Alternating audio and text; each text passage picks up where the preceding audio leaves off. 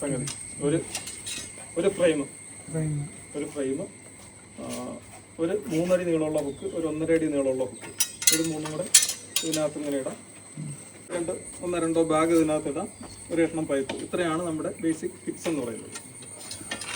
എന്നിട്ട് ചെറിയ പാമ്പുകളെയൊക്കെ നമ്മൾ കൈകൊണ്ട് തൊടുന്നത് ഭയങ്കര ഡേഞ്ചറാണ്, നീളം കുറഞ്ഞ ചെറിയ പാമ്പുകൾ. അപ്പോൾ അതിന് ഇങ്ങനെയുള്ള പാമ്പുകളെയൊക്കെ ഇപ്പോൾ കല്ലിൻ്റെ ഇടയിലൊക്കെ ഇരിക്കുന്നതിന് ഒരു ബക്കറ്റ് പോലുള്ള ഒരു സംഗതിക്കകത്ത് ജസ്റ്റ് പൊക്കിയെടുത്ത് അതിനകത്ത് ഇടുക, അത് അടയ്ക്കുക. ചെറിയാൻ വേണ്ടിയാണ് വേറൊരു കളറിൽ കൊടുത്തിരിക്കുന്നത്. ഇവിടെയും പിടിക്കാം. ഇതല്ലാതെ പാമ്പുള്ളപ്പോൾ ഇതിനകത്ത് എവിടെയെങ്കിലും കൈകൊണ്ട് തൊട്ട് കഴിഞ്ഞാൽ അകത്തൊന്ന് ബൈറ്റ് കിട്ടും, ഭയങ്കര ഡേഞ്ചറാണ്. അപ്പം ഇതുപോലെ തിക്കും ഒക്കെ കൂടുതലുള്ള സ്ഥലത്തൂടെ പാമ്പിനെ, ശബരിമലയിൽ ഇഷ്ടം പോലെ പാമ്പ് റെസ്ക്യൂ വരുന്ന സ്ഥലമാണ്. ഇതിൻ്റെ ഇടയിൽ കൂടെ ഇങ്ങനെ കൊണ്ടുപോയി കഴിഞ്ഞാൽ ആർക്കെങ്കിലും കടികിട്ടാനുള്ള സാധ്യതയുണ്ട്. അങ്ങനെയുള്ള സ്ഥലങ്ങളിലൊക്കെ നമ്മൾ ഉപയോഗിക്കുന്നതാണ് ഈ പൈപ്പ്. പാമ്പിൻ്റെ വലുപ്പത്തിനനുസരിച്ച് ഇച്ചിരി കൂടെ വണ്ണമുള്ള പൈപ്പ്, ഇച്ചിരി കൂടെ നീളമുള്ള, ഇത്ര നീളമുള്ള ഒരു പൈപ്പ് ഉണ്ടെങ്കിൽ സാമാന്യം വലിയൊരു മൂർഖം പാമ്പിനാണെങ്കിൽ ഈ അതിനകത്ത് കയറ്റാം. ഇത് പിന്നെ നമുക്ക് കൊണ്ടുനടക്കാൻ സൗകര്യത്തിന് വേണ്ടി നട്ടും ബോൾട്ടും ഒക്കെ ഇട്ട് അഴിച്ച് ബാഗിനകത്തൊക്കെ ആക്കിയിട്ട് കൊണ്ടു നടക്കാം. അപ്പോൾ ഈ നീളമുള്ള ബാഗ് വേണ്ട, ചെറിയ ബാഗിനകത്തായി ഇതും അപ്പോൾ ഇരുണ്ട മാളങ്ങളാണ് അതിൻ്റെ ഏറ്റവും പ്രിഫേർഡ് ഹൈഡ് ഔട്ട്സ് എന്ന് പറയുന്നത്. ഒരു കഷ്ണം തുണിയും ഒരു കഷ്ണം പൈപ്പും ഉപയോഗിച്ച് നമ്മൾക്ക് ഹൈഡ് ഔട്ട് ക്രിയേറ്റ് ചെയ്യാണ് ചെയ്യുന്നത്. ഒരു സാധാരണ ഒരു പാമ്പ് അതിൽ കൂടുതൽ നീളം വേണ്ട. ഇങ്ങനെ പൈപ്പിൽ ഇതിങ്ങനെ ടൈറ്റായിട്ട് റാപ്പ് ചെയ്തിട്ട് ഇപ്പോഴേക്കും ഒരു ത്രൂ ഹോളായി.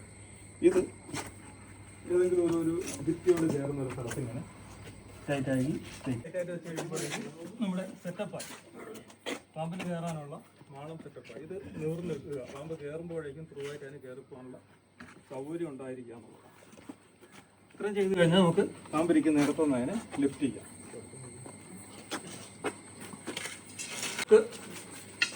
പാമ്പ് നമ്മുടെ അടുത്തേക്ക് വരുന്നില്ല എന്ന് ഉറപ്പുവരുത്താൻ വേണ്ടി പാമ്പിനെ ഒരു സൈഡിലേക്ക് ഒതുക്കി ചവിട്ടി പിടിച്ചു വെച്ചു.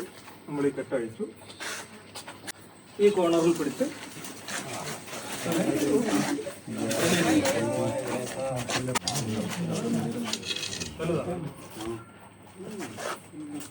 വാല് നമ്മൾ നിലത്തുനിന്ന് എന്ത് ചെയ്യുക, ഉയർത്തി നമ്മൾ മുറുക്കി പിടിക്കുകയൊന്നും വേണ്ട, വളരെ സോഫ്റ്റായിട്ട് പിടിച്ചാൽ പാമ്പ് തന്നെ പിടിച്ചു. വളരെ സ്ലോയിൽ ഉയർത്തുക.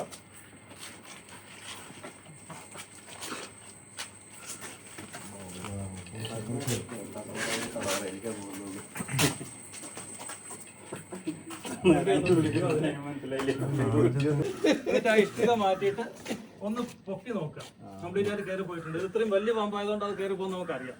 കുഞ്ഞു പാമ്പൊക്കെ ആണെന്നുണ്ടെങ്കിൽ ചിലപ്പോൾ തല ഉപ്പുറത്തിരിക്കുമായിരിക്കും. അന്നേരമായിരിക്കും നമ്മൾ ഇങ്ങനെ കൈ കൊണ്ടിടുന്നത്. ഒരിക്കലും കൈ ഇങ്ങനെ കൊണ്ടിടരുത്. തല എങ്ങാനും തിരിച്ചു വന്നിട്ടുണ്ടെങ്കിൽ അത് കടി കിട്ടാനുള്ള എല്ലാ സാധ്യതയുണ്ട്. അപ്പോൾ ഇങ്ങനെ പിടിച്ചിട്ട് നോക്കുക, ആ പൈപ്പ് മാറ്റുക, 2 പിരി പിരിക്കുക. ഈ പിരിക്ക് ഇപ്പുറത്തേക്ക് പിന്നെ പാമ്പ് വരത്തില്ല. എന്നിട്ട് ഇതൊന്ന് ലൂസാക്കിയിട്ട് ഈ പിടിയോട് ചേർന്നുള്ള ഭാഗമുണ്ടല്ലോ, അത് അവിടെ ഒരു ഗ്യാപ്പുണ്ട്. ആ ഗ്യാപ്പിലൂടെ നമുക്കിതിങ്ങനെ വലിച്ച് അടുപ്പിക്കാൻ പറ്റും. വലിച്ചടുപ്പിക്കുക. എപ്പോഴും കാലും ഈ ബാഗും തമ്മിൽ ഒരു 2 ഇഞ്ച് ഗ്യാപ്പ് വേണം. പാമ്പ് അപ്പുറത്ത് തന്നെയാണെന്ന് ഉറപ്പുവരുത്തുക. എപ്പോഴും നമ്മൾ നിൽക്കുന്നത് ഇപ്പുറത്താണെങ്കിൽ പാമ്പ് അപ്പുറത്തായിരിക്കുക എന്നുള്ളതാണ്. അടുപ്പിക്കുക.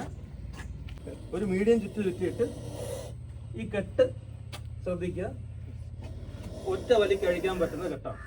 നമ്മള് ഊര് കൊടുക്കാന്നൊക്കെ പറയത്തില്ല. ഈ എൻഡിങ് ഇപ്പുറത്ത് വന്നു കഴിഞ്ഞാൽ പിന്നെ ഇത് വലിച്ചഴിക്കാൻ പാടാം. അപ്പൊ ആ സമയത്ത് നമ്മൾ ടെൻസ്ഡായി കെട്ടഴിയുന്നില്ലെങ്കിൽ പിന്നെ അവിടെ എവിടെയൊക്കെ കൈ പോയിട്ട് പാമ്പിന്റെ കടി കിട്ടാനൊക്കെ സാധ്യതയാണ്. അപ്പൊ അത് ഈ കെട്ടാണെന്നുണ്ടെങ്കിൽ ഈ നോട്ടിന് മേളിൽ നമുക്ക് സേഫായിട്ട് പിടിക്കാം. ഈ ക്രോസ് ചെയ്ത് സെറ്റ് ചെയ്തിരിക്കുന്ന സ്ഥലത്ത് നമുക്ക് സേഫായിട്ട് പിടിക്കാം. ഇത്രേ ഉള്ളൂ. ഇതാണ്